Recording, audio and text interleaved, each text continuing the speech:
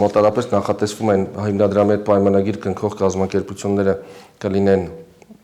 հնարավոր կլինի դիմել միայն իրանց, որպեսզի հատուցում ստանան, իսկ պայմանագրի կնքման չափանիշները ենթադրաբար ինչ-որ չափանիշներ կսահմանվեն եւ արդեն ասեցի, երևի թե պետպատվերի ու խոսակցություններ կան, որ պետպատվերի տրման չափանիշներին նման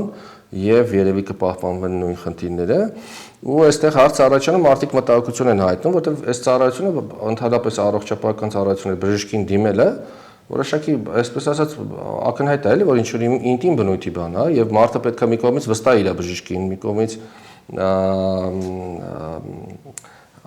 ամեն մարդու չի կարող դիմել իր առողջական խնդիրներով, ամեն բժշկի չի կարող դիմել քաղաքացին եւ մտահոգված են մարդիկ այն մասով, որ ինչ ենք մենք սահմանափակում քաղաքացու իր ուզած բժշկին կամ իր ուզած բուժհաստատությանը դիմելու հնարավորությունը, ես չգիտեմ, ես հուսով եմ, որ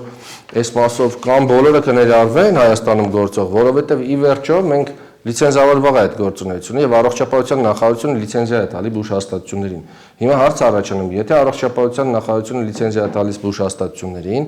եթե համարում է, որ իրենց գործունեությունը համապատասխանում է անհրաժեշտ չափանիշներին, այդ դեպքում ինչի պիտի հիմնադրամը մի հատ էլ իր չափանիշները սահմանի եւ տարբեր կազմակերպությունների հետ կնքի կամ չկնքի պայմանագրեր։ Կարճ բան ասեմ, հնարավոր է օրինակ այն գնային սեգմենտը, որ շարադրի հիմնադրամը, այսինքն այս ծառայությունը այսքան արժեքավոր հրաժարվեն։ Հա, այն մյուս տեղերը, մյուս չդիմեն միայն նրա համար, որ այդ արժեքներով այդ բուժումը չեն կարող իրականացնել։